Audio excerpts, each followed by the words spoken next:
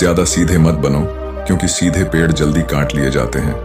नमस्कार दोस्तों, आप सभी का स्वागत है हमारे इस प्यारे से YouTube चैनल में। दोस्तों, आज की कहानी के माध्यम से आपको कुछ ऐसे तरीके पता चलेंगे जिनसे आप धोखा खाने से खुद को बचा सकते हैं। भावनात्मक रूप से कमजोर आदमी का लोग हमेशा फायदा उठाते रहते हैं। हम सबने देखा होगा, अपने आसपास जो भी इंसान नर्म दिल का हो है, यानी कि भावनात्मक रूप से करुणावान होता है, वह अपनी करुणा बस दूसरों की सहायता तो कर देता है, लेकिन बदले में उसे हमेशा धोखा ही धोखा मिलता है। तो क्या एक इंसान को भावनात्मक नहीं होना चाहिए? क्या उसे दूसरों पर भरोसा नहीं करना चाहिए? दूसरों की सहायता नहीं करनी चाहिए? क्या करुणावान और संवेदनशील होना गुनाह कोई गलती है? पाया तो यह जाता है कि कोई संवेदनशील आदमी दिल का अच्छा होता है, दूसरों की सहायता करता है, दूसरों का ख्याल रखता है, दूसरों से प्रेम करता है। प्रेम भी तो एक संवेदना ही है, वह भी तो एक भावना का रूप है। तो क्या प्रेम करना भी गलत हो जाता है? और यह तो आप सबको पता होगा कि प्रेम तो आध्यात्मिक साधना का एक बहुत महत्वपूर्ण कदम। तो किस प्रकार एक इंसान समाज में संवेदनशील, करुणावान और दयालु, यानी कि एक अच्छा आदमी बनकर रह सकता है, ताकि लोग उसका फायदा भी ना उठा पाए और वह अपने मन की अच्छाई, अपने मन की कोमलता, करुणा सब कुछ बरकरार भी रख सके। एक बार एक युवा लड़का जंगल के पेड़ों पर मुक्के मार रहा था। वह बड़े जोर जोर से मुक्के मार रहा था। वह अपने मन का गुस्सा निकालने की कोशिश कर रहा था। शायद उसको किसी ने धोखा दिया था, या फिर उसके साथ बहुत बुरा हुआ था, जिससे वह बहुत ज्यादा परेशान था। उसे कहीं भी शांति नहीं मिल रही थी। वह लगातार उस पेड़ पर मुक्का मार रहा था, जिससे उसकी उंगलियां लहूलुहान हो चुकी थीं। उसी जंगल में शीतल पानी का झरना था। वहां पर एक बिच्छू रोज संध्या समय स्नान करने आया करते थे। यह उनका नित्य का नियम था। आज जब वह भिक्षु इस रास्ते से स्नान करने के लिए उस जंगल में आया, तो उसने उस लचके की हालत देखी। वह जोर जोर से चीख रहा था, रो रहा था और लगातार मुक्के मारे जा रहा था। उस लड़के के आसपास कोई मौजूद नहीं था। इससे उस भिक्षु को उस युवक की चिंता होने लगी। उसने सोचा कि कहीं मैं इसे ऐसे ही छोड़ दूं और कहीं यह आत्महत्या कर ले। तो ऐसे विचार आने के बाद भी वह कुछ नहीं बोला और लगातार उस युवक की तरफ देखे जा रहा था। बिच्छू एकदम चुपचाप खड़ा था। उसने युवक से कुछ नहीं बोला, कुछ नहीं कहा, बस वह उसको लगातार देखता रहा।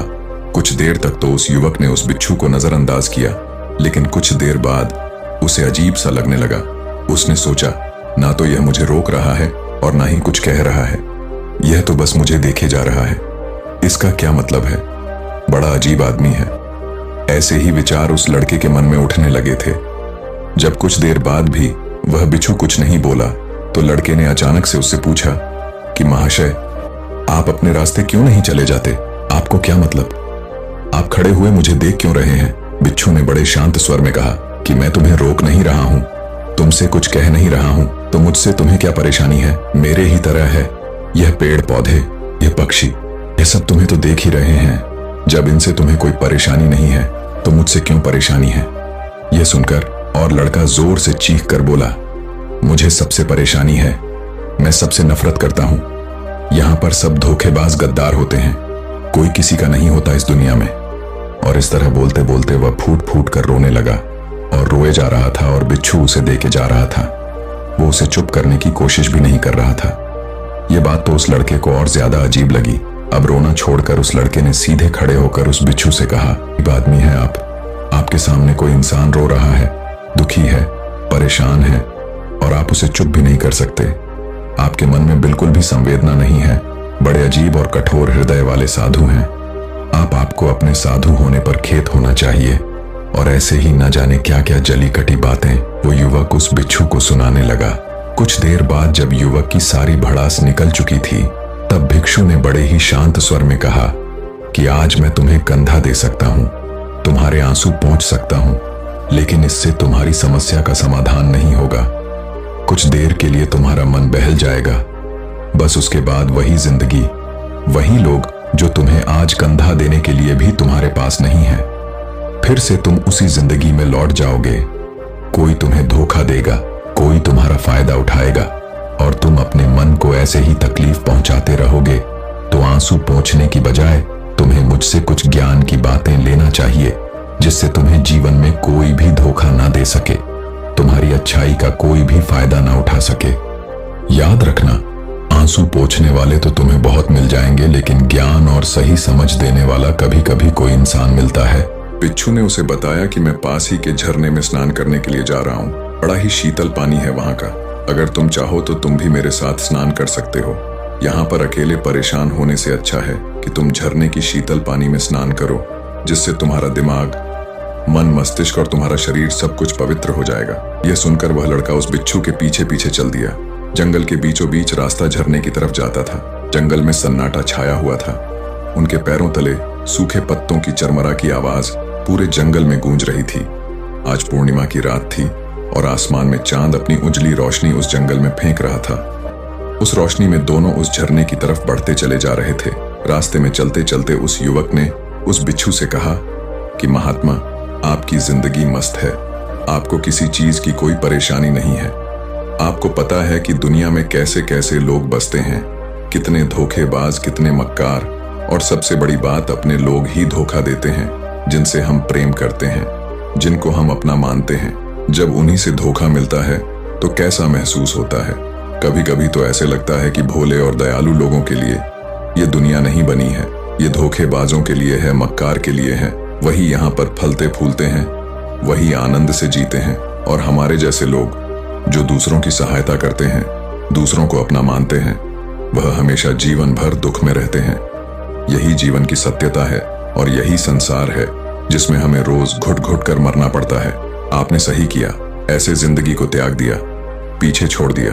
अब बस अपने में मस्त, किसी से कोई परेशानी नहीं है, किसी की कोई चिंता नहीं है। मैं भी सोचता हूँ कि मैं भी संन्यास ले लूं, छोड़ दो इस दुनिया को। यह सुनकर उस बिच्छू ने कहा कि तुम्हें क्या लगता है, सन्यासी जीवन बहुत आसान होता है? बिच्छू ने बड़े शांत स्वर में कहा कि तुम्हें तो 2 वक्त की रोटी तो शांति से मिल जाती है, हमें तो कभी कभी वह भी नसीब नहीं होती। अगर भिख मिल जाती है तो हम खा लेते हैं, वरना हमें तो भूखा ही सोना पड़ता है। यही सन्यासी जीवन है। हमें हमेशा नीचे सोना पड़ता है, सिर्फ एक लंगोट में रहना पड़ता है, चाहे कैसा भी मौसम क्यों ना हो। तो यह सब तुम्हें आसान लगता है तो तुम भी सन्यासी बन जाओ।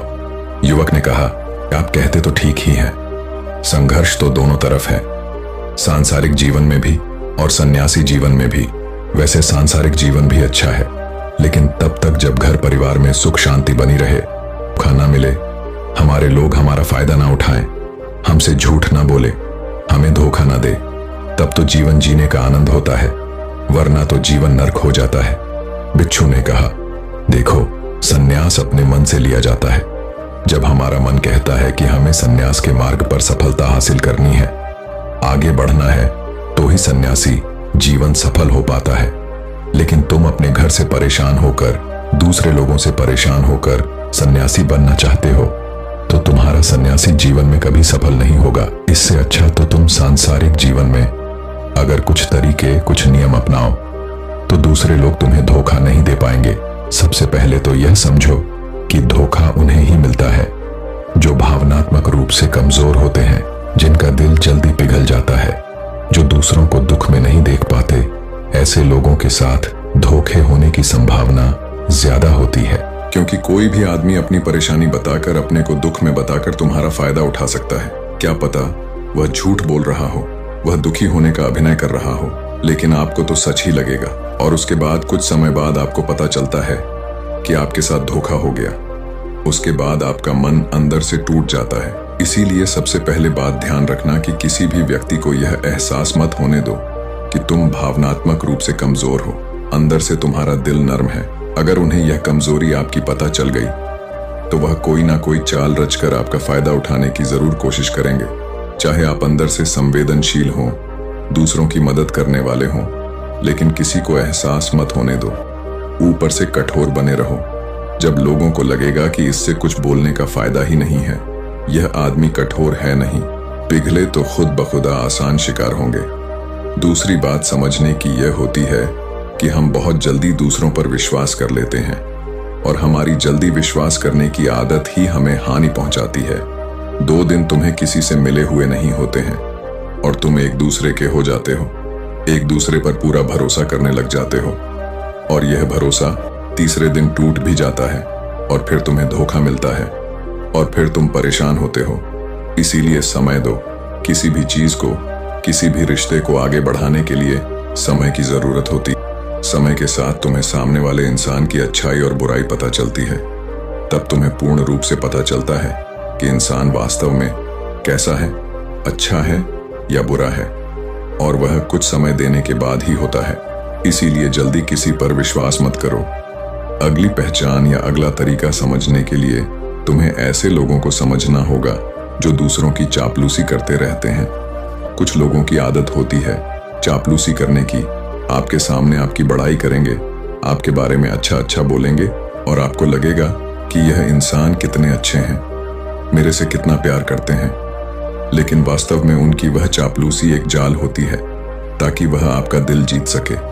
और उनको चापलूसी करने का मौका तभी मिलता है जब आप दिखावा करते हैं। अगर आप उनकी चापलूसी से प्रभावित ही नहीं होंगे तो कुछ समय बाद वह चापलूसी करना बंद कर देंगे। इसीलिए किसी के सामने दिखावा मत करो, वरना आप तो आकर्षण के केंद्र बन जाते हो। लोगों को लगता है कि शायद इसके पास बहुत ज्यादा धन संपत्ति है, इसीलिए इतना दिखावा कर रहा है। और इसी वजह से जो लोग आपका फायदा उठाना चाहेंगे वह आपके करीब आने की कोशिश करेंगे, आपके चापलूसी करने की कोशिश करेंगे। अगला नियम बताते हुए भिक्षु ने झरने की तरफ इशारा किया। वह झरने के पास पहुंच चुके थे। युवक को भी एहसास हो चुका था क्योंकि वहां पर ठंडी ठंडी हवा चल रही थी। पलान की तरफ जाते हुए बिच्छू ने कहा कि सांसारिक जीवन में एक बात समझने की यह होती है कि हम जिसकी सहायता कर रहे हैं, चाहे किसी भी रूप में, धन से, शारीरिक रूप से, या जिस भी अवस्था में हम किसी की सहायता कर रहे हैं, तो हमें यह ख्याल रखना चाहिए कि सामने वाला वापस कभी भविष्य में हमारी सहायता करने योग्य है कि नहीं है। अगर किसी को पैसा उधार दे रहे हो तो यह समझो कि उसके पास आय का कोई साधन है कि नहीं है। कल भविष्य में वह तुम्हें वापस कर पाएगा कि नहीं कर पाएगा। अगर वह नहीं करेगा तो तुम्हें तकलीफ होगी, तुम्हें दुख होगा। ऐसे तो इंसान करुणावश भिखारियों को भी भीख देता है, लेकिन वह गलत नहीं है, क्योंकि जो भी पैसा अपने सामने वाले को दिया है उससे आपके ऊपर कोई ज्यादा प्रभाव नहीं पड़ेगा।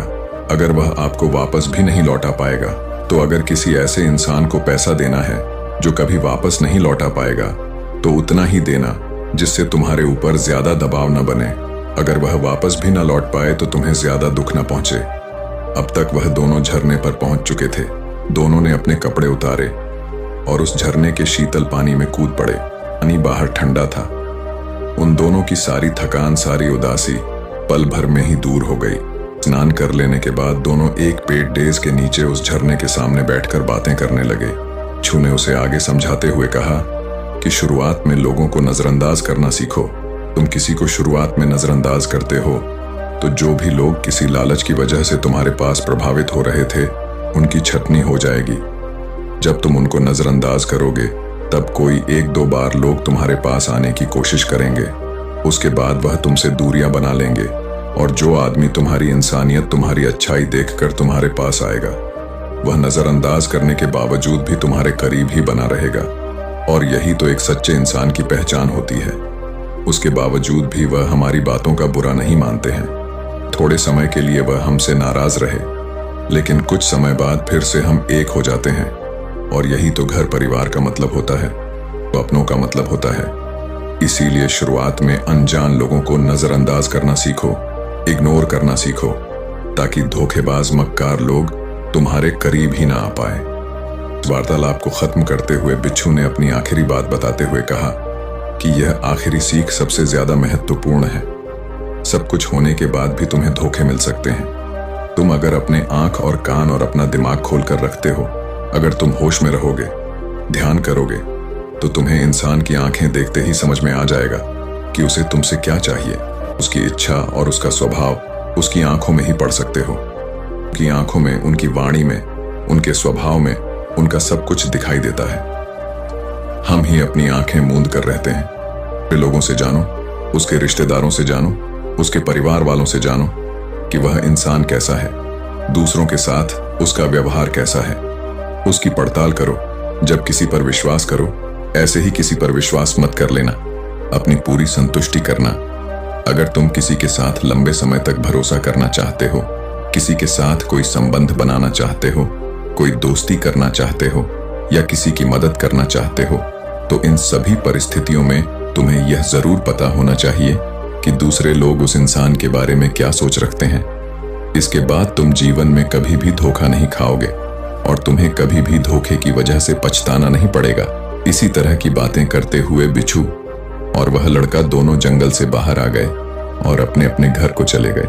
दोस्तों, इस कहानी से हमें यह सीख मिलती है कि किसी पर भी भरोसा करने से पहले उसके बारे में सोचो समझो और अपना समय देकर उसके बारे में कुछ जानने की कोशिश करो।